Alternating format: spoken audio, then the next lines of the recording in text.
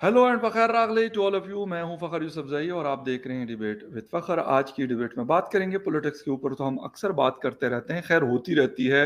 बेशक स्पोर्ट्स पे भी बात करें तो कहीं ना कहीं पॉलिटिक्स आ ही जाती है। लेकिन पेरिस ओलंपिक्स चल रहे हैं और वहाँ पर पाकिस्तान के लोग भी गए थे, 7 एथलीट्स ने पाकिस्तान से पार्टिसिपेट किया था। और इंडिया, बाकी कंट्रीज के लोग भी गए हुए हैं, क्योंकि ओलंपिक्स जब होती है तो तकरीबन पूरी दुनिया से जो लोग क्वालिफाई करते हैं तो वो जाते हैं। इंडिया अभी तक 2 ब्रॉन्ज मेडल्स ऑलरेडी अपने नाम कर चुका है। अभी क्योंकि सिलसिला जारी है तो शायद आगे भी कोई चांस बने और मजीद मेडल जीतने का भी मौका मिले। लेकिन हम मतलब अगर इस रीजन की बात करते हैं, बाकी दुनिया के भी बहुत सारी चीज़ों में दुनिया पीछे है। लेकिन स्पोर्ट्स की अगर हम बात कर लें, चीन है, जापान है, आपका मतलब यूके है, अमेरिका है, इन लोगों के जो एथलीट्स होते हैं वो ज़्यादा आगे आते क्या वजह है? अगर हम देखें देखें तो शायद इनकी इकोनॉमीज इंडिया की इकोनॉमीज के बराबर नहीं। अमेरिका की और चीन की बात नहीं कर रहा, ये बाकी कंट्रीज की मैं बात कर रहा हूँ। बहुत छोटे ममालिक हैं। अगर सारी चीजों का कंपैरिजन करें तो शायद मेरे ख्याल में किसी चीज में भी बराबरी नहीं है। लेकिन फिर भी हम मैं पाकिस्तान का भी जिक्र करूंगा, हम तो खैर बहुत ही पीछे। हमारे तो अगर 20 लोगों का पूरा वो था ग्रुप था तो हम 20वें नंबर पे आए, अगर 25 लोग थे तो 25वें नंबर पर आए। और उस पर मैं कहता हूं कि हमें बुरा नहीं फील होना चाहिए। हमें इस पे बुरा फील होना चाहिए कि हम तैयार क्यों नहीं करते, हम फैसिलिटेट क्यों नहीं करते लोगों को। बाकी बातें हम बड़ी बड़ी करते हैं, तो ये चीजें हम क्यों नहीं करते? ये भी एक बहुत बड़ा सवाल है। इंडिया में क्या हो रहा है, इस हवाले से अब बात करेंगे। नरेंद्र मोदी साहब 3rd टाइम के प्राइम मिनिस्टर बने। वैसे तो हर चीज में इंटरेस्ट लेते हैं, हम देखते रहते हैं, लेकिन स्पोर्ट्स के हवाले से भी लाजमी बात है उनकी कॉन्ट्रीब्यूशन होंगी, फैसिलिटेट करते होंगे।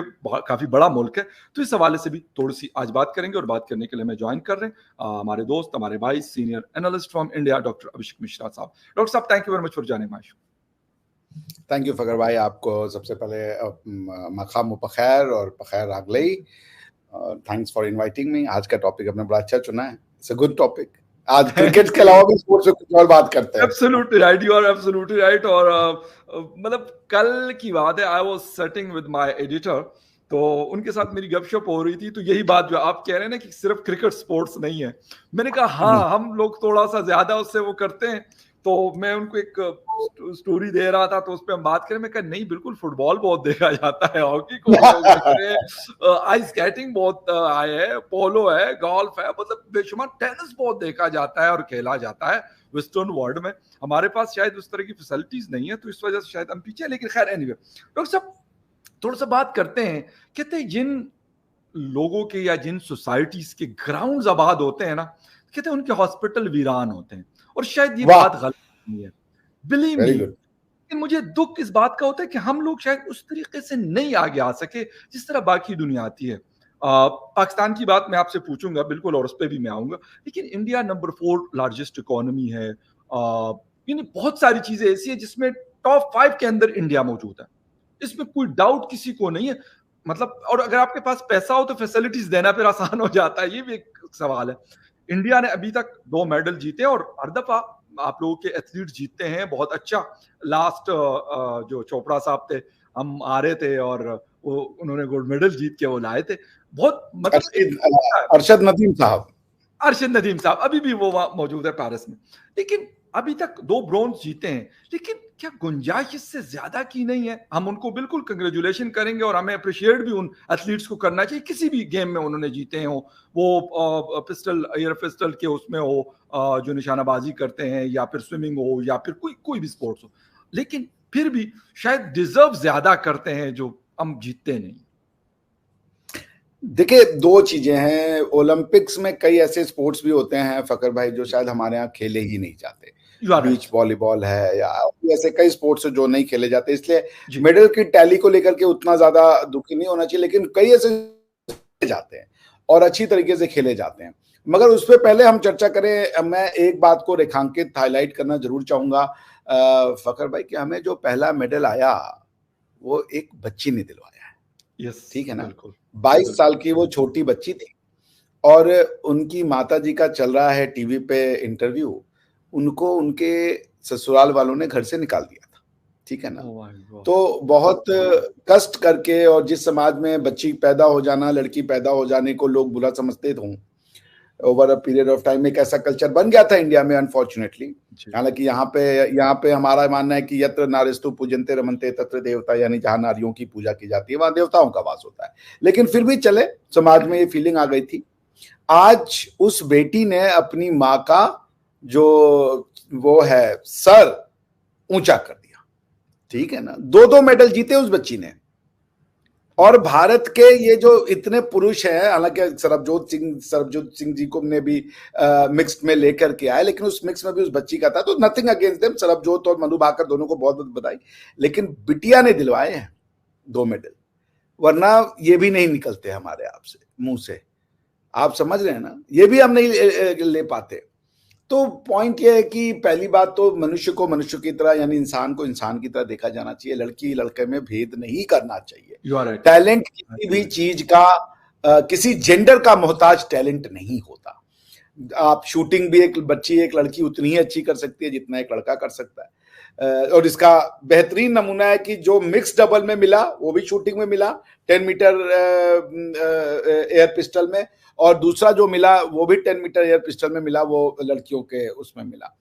तो बहुत बहुत बधाइयां देश की बेटियों को। और चूंकि पाकिस्तान की बेटियां भी, हम एक अगर सही दिशा में पाकिस्तान गया तो हमारे ही देश की बेटियां, हमारी भी बेटियां होंगी वो। तो मैं तो यही कहूंगा ईश्वर से कि भाई वहां की बेटियां भी लाएं, आगे आए और अपने देश का, अपने वतन का नाम ऊंचा करें।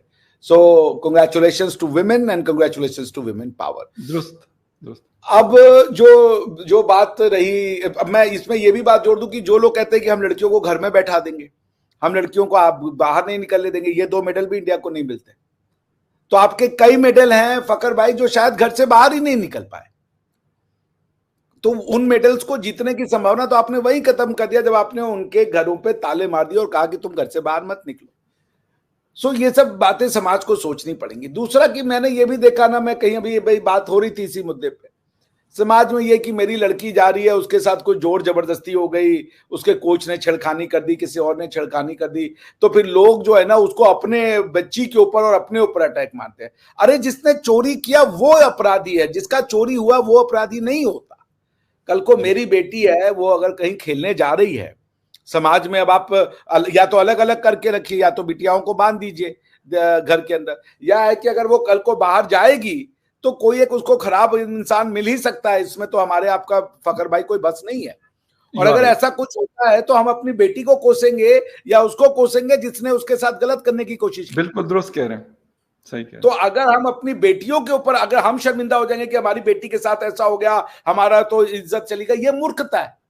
उसको बेइज्जत करो जिसने तुम्हारी बेटियों के साथ या हमारी बेटियों के साथ ऐसा करने का प्रयास किया है, उसको लज्जित करो और ऐसा करो कि वो समाज में आगे ना आ पाए, ताकि हमारी आपकी बच्चियां जो हैं वो खुल करके समाज में सांस ले सके।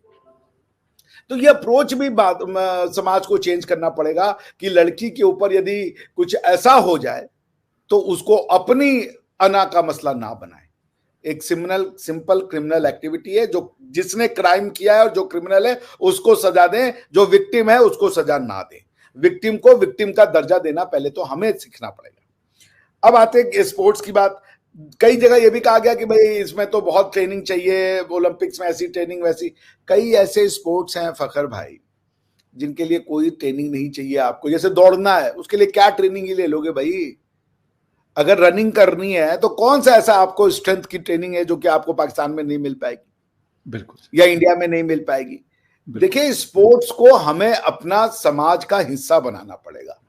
हमें जितनी फकर ये का बात कहने पे होनी चाहिए फकर भाई कि हमारा बेटा पुलिस ऑफिसर है, इंजीनियर है, डॉक्टर है, उतना ही हमें फकर होना चाहिए जब हम कहें हमारा बेटा एथलीट है, हमारा बेटा जैवलिन थ्रोअर है। जैसे अरशद नदीम है, उनका प्राउड है अरशद नदीम। आज अगर आपकी कंट्री को कोई थोड़ा सा भी होप है तो वो उस बच्चे के द्वारा है। बिल्कुल, आपकी सही बात, बिल्कुल सही कह रहे हैं। और वो अपने दम पे ला रहे हैं ना, उसको तो कोई बहुत बड़ी ट्रेनिंग नहीं मिल रही। बिल्कुल सही कह रहे हैं।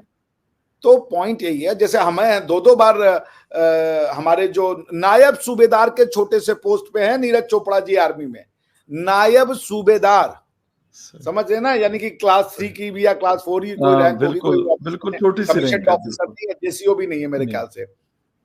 तो पॉइंट ये है कि वो आपको गोल्ड मेडल दिलवाए, वो भी 2 बार, वो भी ट्रैक एंड फील्ड में भारत का पहला गोल्ड देने वाले हमको नीरज चोपड़ा है। बिल्कुल। तो टैलेंट आपके कहीं से भी निकल सकता है। सो पॉइंट ये है कि स्पोर्ट्स को समाज का हिस्सा बनाना पड़ेगा। हमारे समाज में, मैं अपने समाज की बात बता रहा हूं, और इसमें मैं मोदी जी को श्रेय दूंगा, मोदी जी ने इसको बदलने का काम किया। एक समय हमारे चाचा और हमारे घर वालों में चलता था कि खेलोगे कूदोगे तो होगे खराब, पढ़ोगे लिखोगे तो बनोगे नवाब। Absolutely right. तो आप ये अगर सिखाओगे अपने बच्चों को, सारे बच्चे पढ़ लिख जाएंगे, सारे बच्चे वो जाकर के वेद व्यास बन जाएंगे या जो स्कॉलर्स हैं बन जाएंगे। नहीं होगा ऐसा भाई।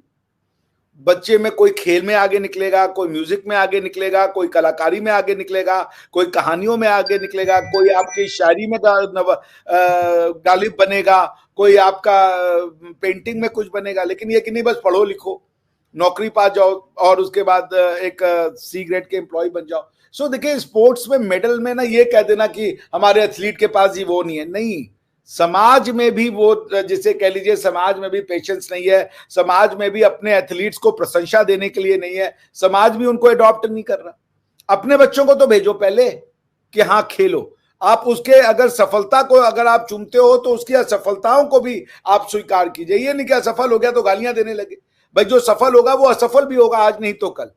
तो असफलता को भी हमें एक्सेप्ट करना पड़ेगा और सफलता को भी।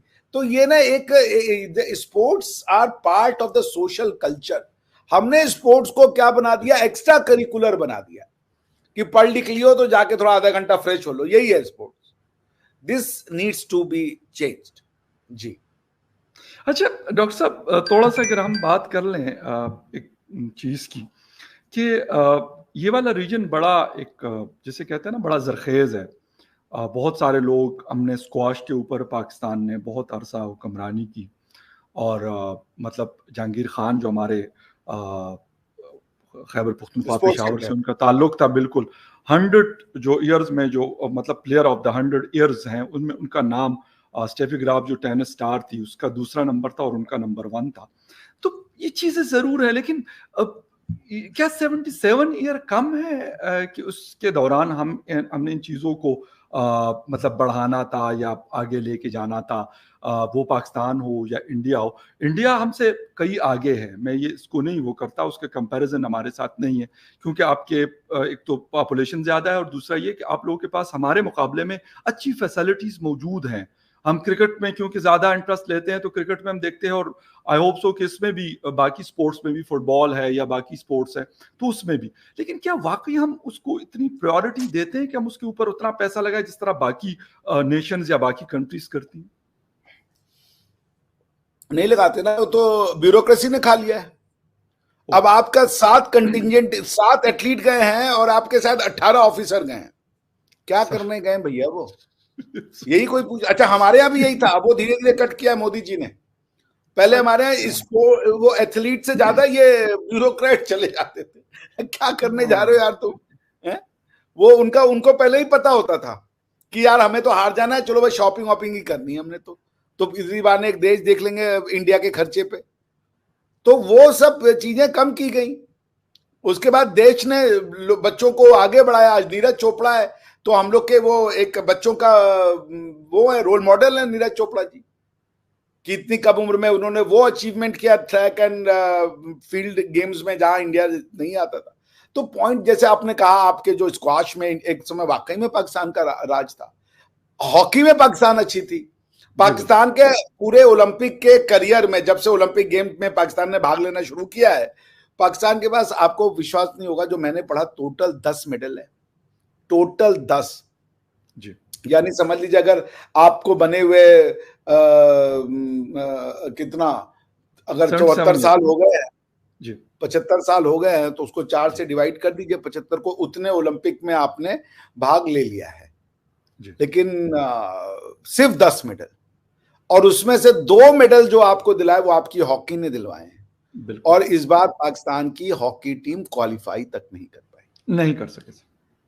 तो पाकिस्तान को तो ये बहुत सीरियस सोचना होगा कि वो शोबा, वो डिपार्टमेंट जिसमें ओलंपिक मेडल्स आए हों, गोल्ड और ब्रॉन्ज, वो पूरा खत्म हो गया, वो टैलेंट ही खत्म हो गया। बिल्कुल सही। पाकिस्तान और हिंदुस्तान की हॉकी में कॉमन चीज पता है क्या फकर भाई?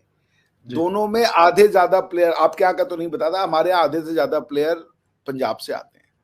पंजाब से हॉकी का काफी नंबर ऑफ प्लेयर आते हैं, और आपके यहाँ भी पंजाब में हॉकी खेली जाती है। बूरेवाला बड़ा मशहूर है हमारे हॉकी के लिए, पंजाब का शहर। तो आज देखिए क्या है, गायब है, सिचुएशन खत्म है। आपके यहाँ से खत्म कर दी हॉकी को, तो कहां ले जा रहे हो बच्चों?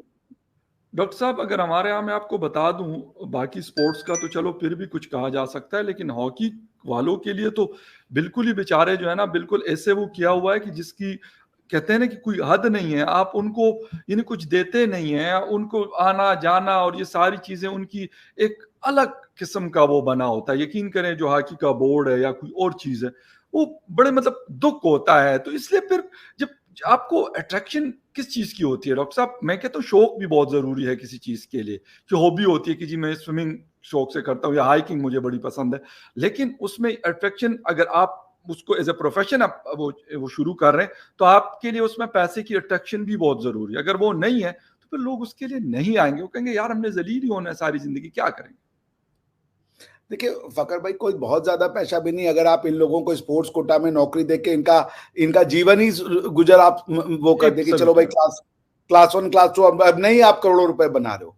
अरे भाई आर्मी में, रेलवे में, पुलिस में, दूसरे जो संस्थाएं या इदारे होते हैं उनमें आप इनको कोई पोजीशन दे दे, अपना जीवन पोषण तो करें। ये कि भाई नहीं पढ़ा बच्चे ने, जैसे धोनी है, महेंद्र सिंह धोनी जो थे स्पोर्ट्स कोटा में रेलवे में टीटी लग गए थे, तो उनका खाने पीने का तो जुगाड़ हो गया था ना स्पोर्ट्स के बाद भी, कि हाँ भाई घर तो चल जाएगा मेरा। तो इतना तो समाज कर ही सकता है ना भाई, समाज इतना टैक्स दे सकता है कि अपने 100 200 400 500 कितने खिलाड़ी होते हैं भाई एथलीट्स। एथलीट बनना आसान नहीं है, शरीर का कोना कोना टूट जाता है एथलीट बनने में। बिल्कुल। तो समाज में इतना भी दम नहीं है। और मैं पाकिस्तान के, इंडिया में चूंकि अब स्पोर्ट्स को बढ़ा रहे हैं, तो आने वाले 10 साल में हमने देखा कि धीरे धीरे हमारे मेडल्स की टैली अलग अलग स्पोर्ट्स में अब देखी जा रही है। जैसे पिछली बार ट्रैक एंड फील्ड में आया, इस बार एयर पिस्टल में आया, लड़कियों के एयर पिस्टल में आया। तो आपसे अब जो है उम्मीदें जाग रही है कि जो स्पोर्ट्स खेले जा सकते हैं इंडिया में, उसमें इंडिया अब राइज कर रहा है। थोड़ा मौका और दिया जाएगा, धीरे धीरे चीजें होंगी, तो 10-15 साल में we are on the right path. ठीक है ना। अब आप अगर इसकी कंपैरिजन आप पाकिस्तान से करें, कि पाकिस्तान जब ये ओलंपिक का ओपनिंग सेरेमनी हो रहा था फकर भाई, तो मैं देख रहा था ट्विटर पे किसी ने लगाया था कि जो कमेंटेटर था ओलंपिक के उसमें, उसने कहा पाकिस्तान की पॉपुलेशन 240 मिलियन लोग हैं और इनके कंटिजेंट में 7 लोग आए हैं प्लेयर, 7 लोग, यानी 24 करोड़ में 7 लोग आए हैं। तो क्वेश्चन ये है कि ये जो बच्चे पैदा हो रहे हैं पाकिस्तान में, वो कर क्या रहे हैं? सही, उनको कौन सा हुनर आप सिखा रहे हो? ये तो क्वेश्चन बन गया ना यार, कि 24 करोड़ में 7 प्लेयर, कोई स्विमर नहीं बन रहा, कोई नौका खेने वाला नहीं बन रहा, कोई घुड़सवार नहीं बन रहा, कोई तीरंदाज नहीं बन रहा, कोई जो है पिस्टल शूटिंग करने वाला नहीं बन रहा, तैराक नहीं बन पा रहे भाई। स्विमिंग करने के लिए आपको कौन सा बड़ा वो चाहिए भाई स्पीड में? जो आपके स्विमर ने पार्टिसिपेट किया, वो जितने लोग थे उसमें उनका लास्ट रैंक आया, लास्ट नंबर था। बिल्कुल सही कह। हमारे यहाँ भी ऐसा है, ऐसा नहीं कि हमारे यहाँ भी नहीं है, हमारे भी ऐसी ही हालत है। लेकिन हमारे यहाँ ये है कि अब धीरे धीरे इसको प्रोग्रेस किया जा रहा है, नंबर ऑफ मेडल्स देखने लगा। जैसे अभी आज दूसरा तीसरा दिन ही है और हमें मेडल मिल गया है, जबकि पहले क्या होता था कि गेम खत्म होने के 3-4 दिन पहले जो है वो मेडल आना शुरू होते थे, वो भी तुक्के से, वो जो भी आते थे वो कुश्ती में आते थे, ठीक है ना, और कुछ आ जाते थे, 1-2 बैडमिंटन में आए हैं, लेकिन नॉर्मली कुश्ती से ही इंडिया को बैडमिंटन मेडल आते थे। But the thing is that कि आज ये सिचुएशन नहीं है। आज सिचुएशन ये कि इंडिया में स्पोर्ट्स में जो बच्चे जाना चाहते हैं, उनके माँ बाप उनको रोकते नहीं है। उनको अब ये नहीं कहते कि नहीं आप बस नौकरी कर लो, किसी तरीके से मिडिल क्लास के आदमी बन जाओ। So these are the positive science in India. लोग उनमें इन्वेस्ट कर रहे हैं, बच्चे भी करियर ले जाना चाहते हैं। लेकिन पाकिस्तान में तो आपको पूछना पड़ेगा फकर भाई कि 24 करोड़ लोग हैं, 40 करोड़ हो जाएंगे, ये जो बच्चे पैदा हो रहे हैं, ये कौन सा हुनर, ये ना तो पढ़ाई में आगे आ रहे हैं, ना साइंस में आगे आ रहे हैं, ना स्पोर्ट्स में आगे आ रहे हैं। तो it's a matter of real concern कि बच्चे जा कहाँ रहे हैं, कर क्या रहे हैं और सीख क्या रहे हैं अपने 60-70 साल का जो जीवन होगा उसमें। What skills they are offering, Pakistan needs to mull over. और इसमें सिर्फ लड़के नहीं है, इसमें हमारी बेटियां भी हैं, उनको भी देखना पड़ेगा कि आप अपनी बेटियों को भी निकालें, उनको भी कहें कि तुम भी स्विम कर सकती हो, तुम भी दौड़ सकती हो, तुम भी तीरंदाजी कर सकती हो, तुम भी गोली चला करके एयर पिस्टल में मेडल जीत सकती हो। जो काम लड़का ऐसे स्पोर्ट्स कर सकता है कर सकती हो, और करना भी चाहिए, क्या बुराई है उसमें। मैं देख रहा था सऊदी अरेबिया की लड़की ने स्विमिंग में पार्टिसिपेट किया। भाई अब आप बिल्कुल, हाँ जी, बिल्कुल स्विमिंग कंपटीशन में गई है उनकी लड़की जी, बिल्कुल। दिस सो अलॉट की कहां जा रहा है वो समाज।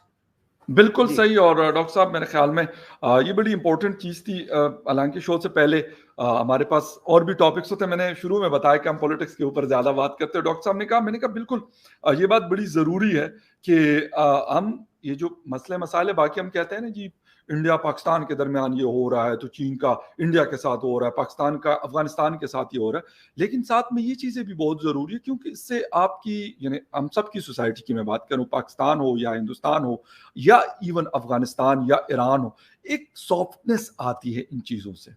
और ये बड़ी ज़रूरी है कि अगर ये हो। और पार्टिसिपेशन, मैं कहता हूँ कि क्वालिफाई करना वो भी बड़ी बात है। ठीक है, सारे एथलीट्स गोल्ड मेडल नहीं जीत के आते, सिल्वर या ब्रॉन्ज मेडल नहीं जीत के आते, लेकिन अगर पार्टिसिपेशन शुरू हो जाए और 7 की बजाय अगर 20 या 25 लोग जाके पार्टिसिपेट करना या 30 लोग पार्टिसिपेट करना शुरू कर जाए, तो मेरे ख्याल में एक चेंज आपको फील होता है। लेकिन ये कब होगा, कैसे होगा, इसके लिए काम करना पड़ेगा। जिस तरह डॉक्टर साहब ने कहा कि नरेंद्र मोदी साहब की जो हुकूमत है, थर्ड टर्म में है, और वो इन चीज़ों को ग्रेजुअली उन्होंने बेहतर किया, और मजीद भी, क्योंकि अभी फ्रेश गवर्नमेंट उनकी बनी है तीसरी बार, तो मेरे ख्याल वो करेंगे, इसमें इन्वेस्टमेंट करेंगे, और ये शायद सबसे बड़ी एक और अहम इन्वेस्टमेंट है। डॉक्टर साहब once again thank you very much, आपके टाइम का बहुत शुक्रिया कि आपने शो ज्वाइन किया। Thank you very much for watching debate with Fakhar Yousafzai. किसी और डिबेट में आपसे फिर मुलाकात होगी, तब तक के लिए टेक केयर, बाय।